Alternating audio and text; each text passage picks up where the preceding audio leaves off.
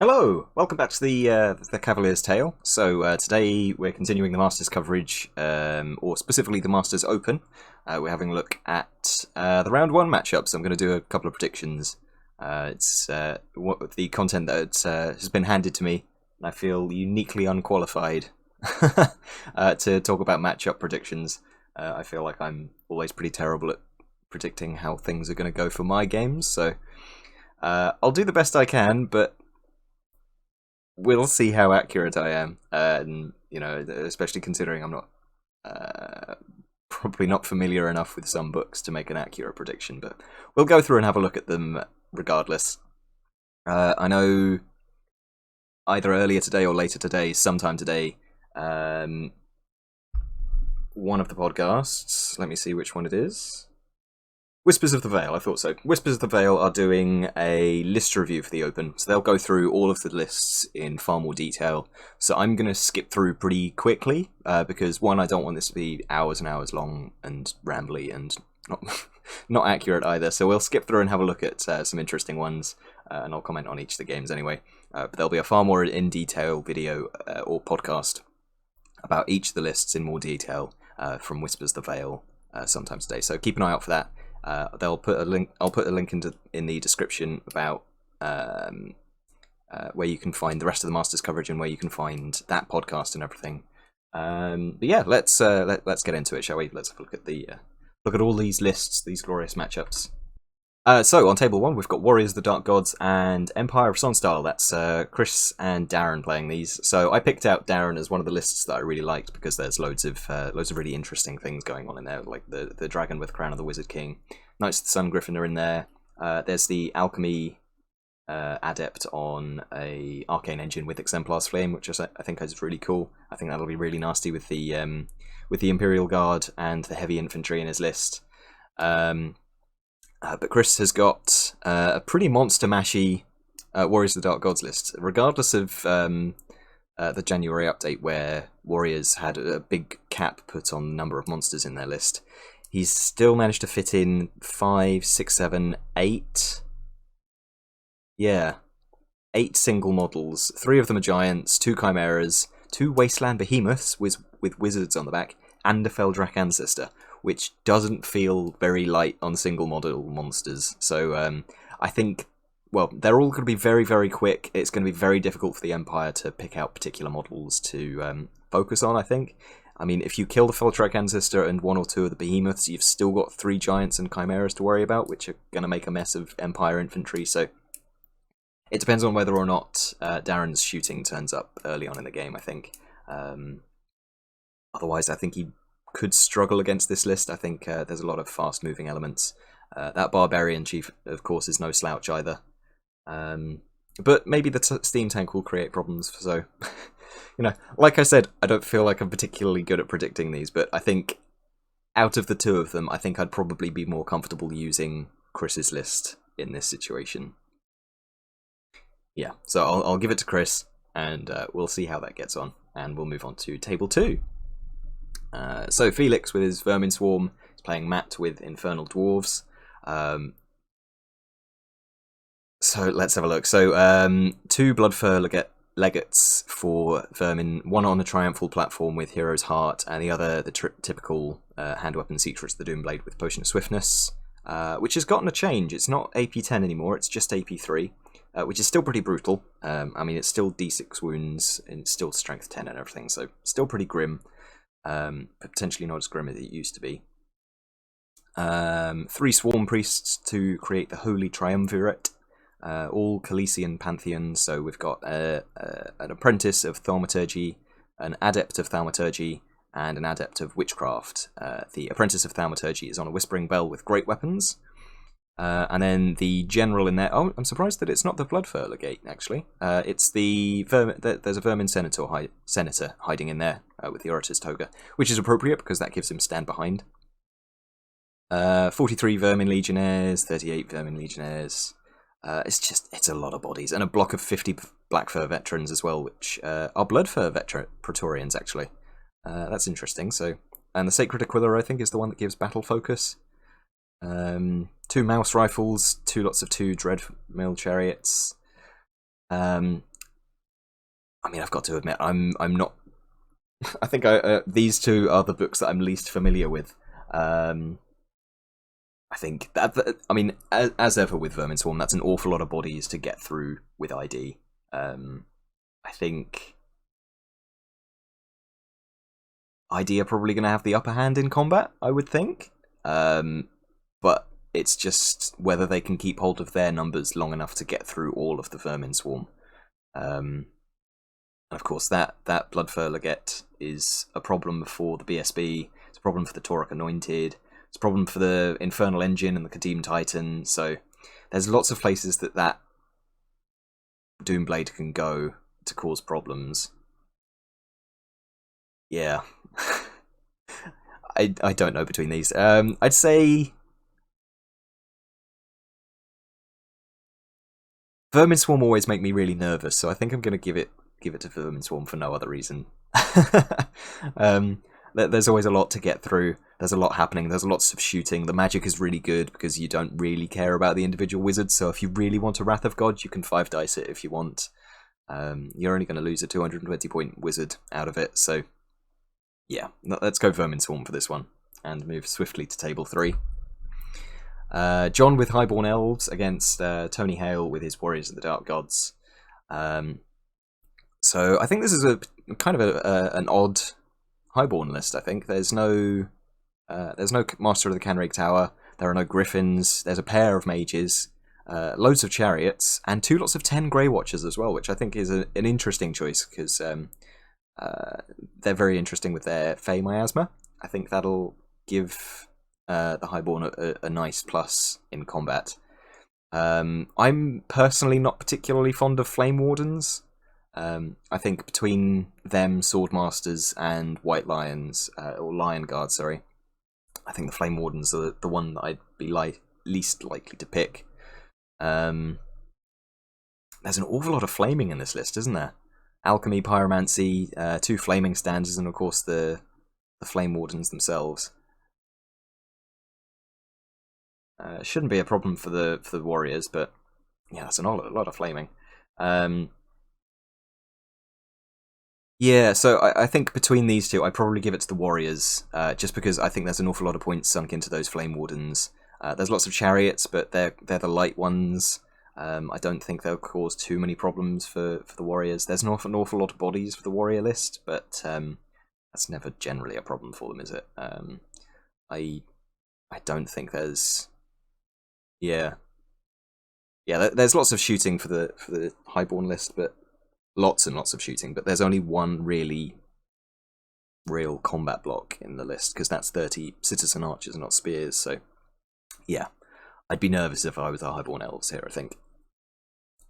Let me know in the comments below, by the way, what you think of each of the predictions, whether or not I've got them wrong, you reckon, or anything like that, or what you'd be leaning towards instead. Table 4, we've got my favourite list in the event. It's Paul's Vampire Covenant with the 1200 point vampire count. And he's playing James with Dwarven Holds with a particularly Killy King. I think that's a nice budget way of getting that horrible Killy King. He's unstompable because he's on Shield Bearers. He's got a 4th wound because of the Shield Bearers. He's still got a 2-up save and a 5+ Aegis, which is quite lightly armoured for a dwarf, but it's not easy to get through because he's still Resilience 5. And of course, if you don't kill him, he's going to hit you back with a great weapon that does D3 wounds, which is just hideous. So that dragon is probably quite nervous and wanting to avoid that king. The BSB looks pretty scary. The big block of greybeards in core. Yeah, I mean,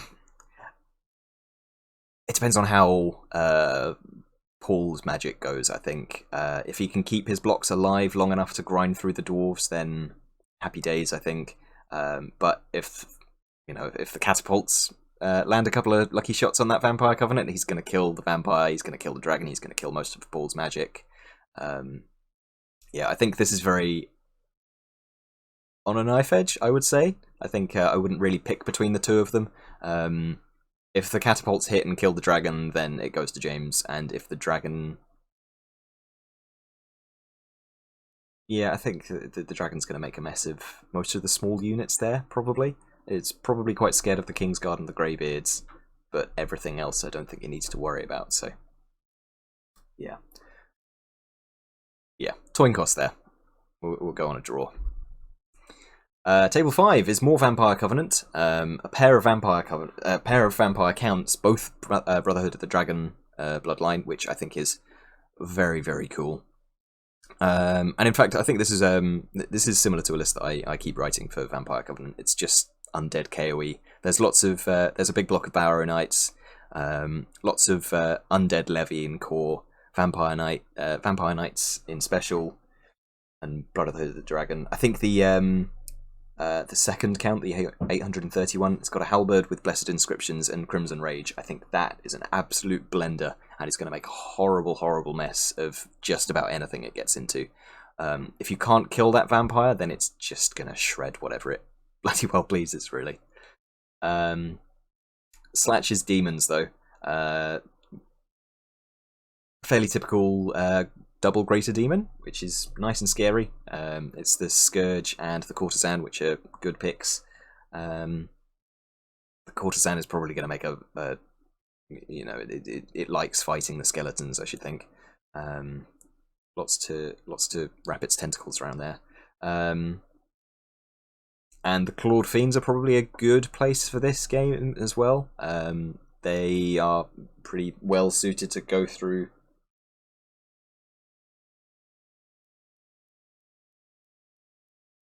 I think they're pretty well suited to go through the skeletons in core.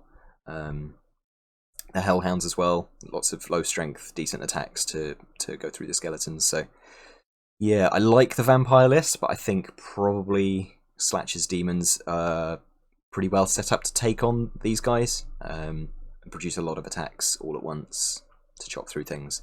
But we'll see how those those counts do, particularly the Crimson Rage one. But as for a prediction, I'll go with Slatch's Demons, I think.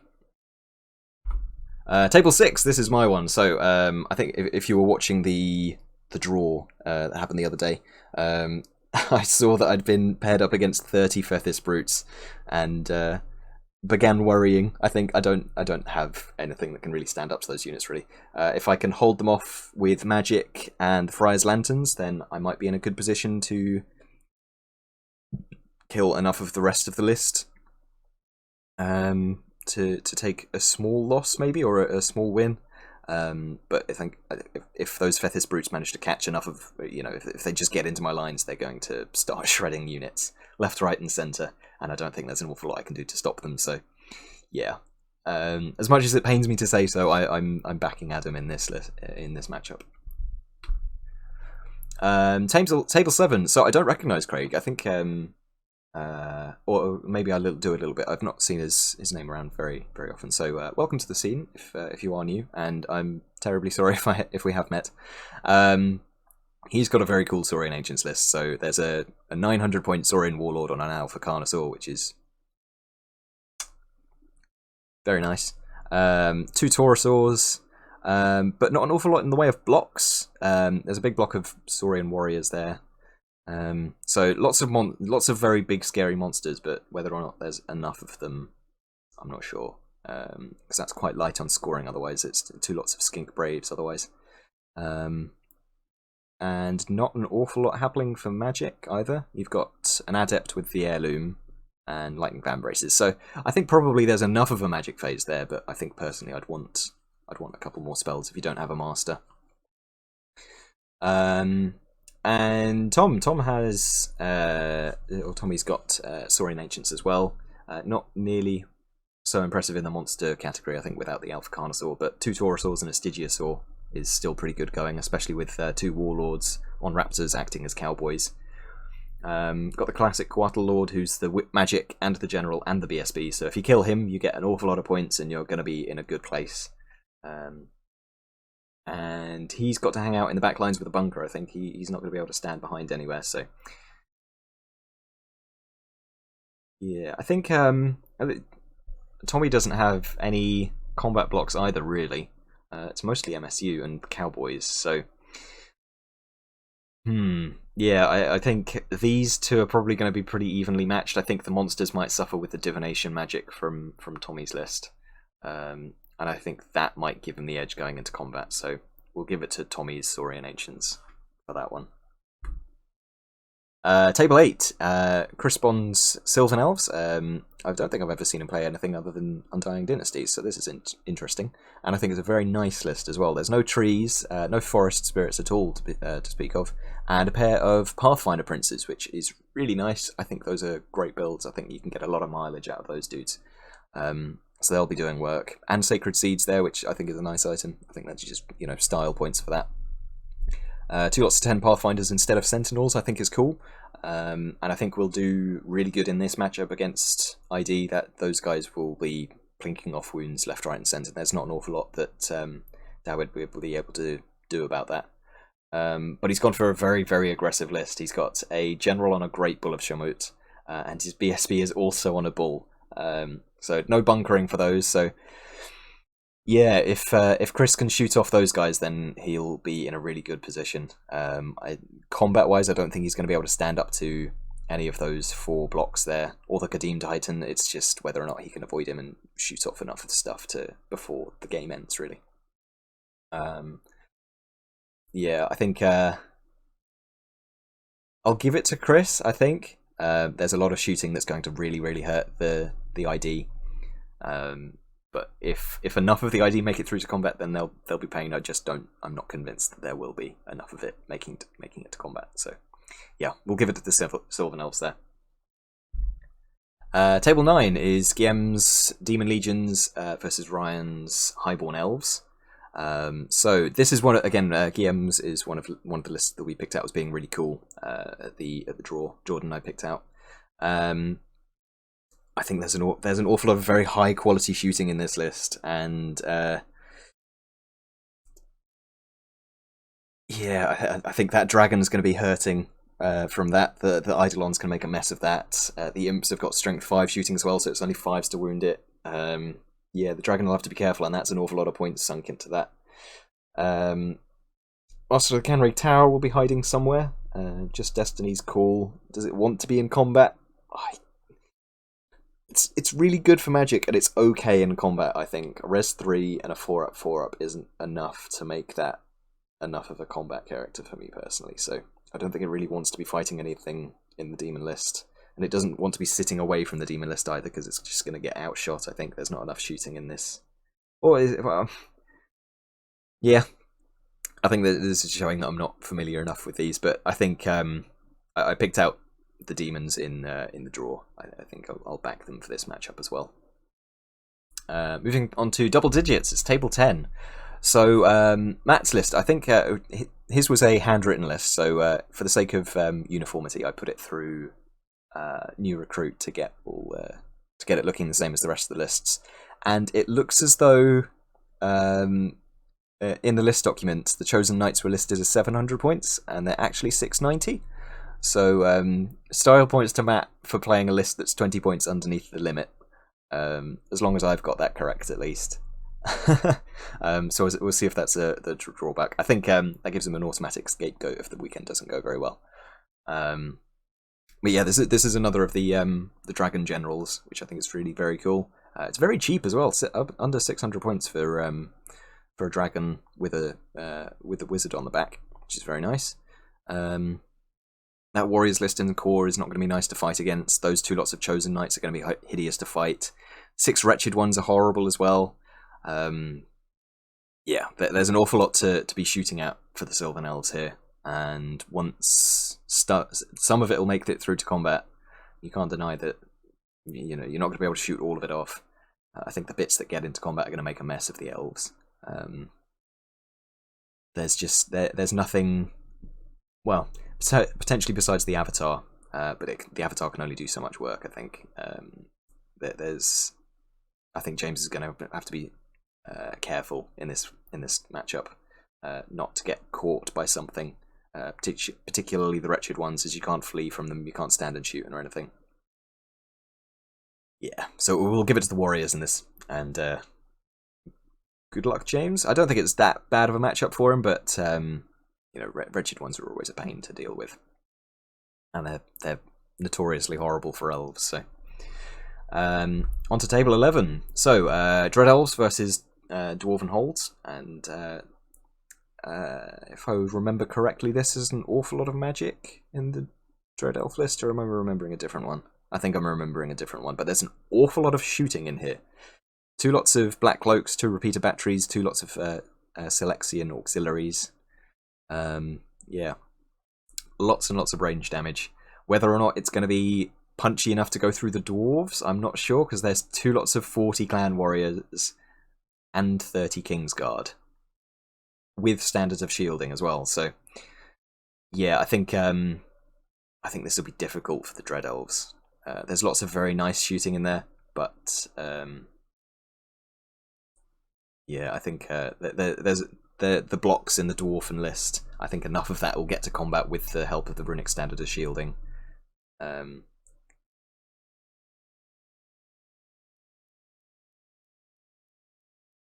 That this will be not a yeah. I'm going to give it to the dwarves here.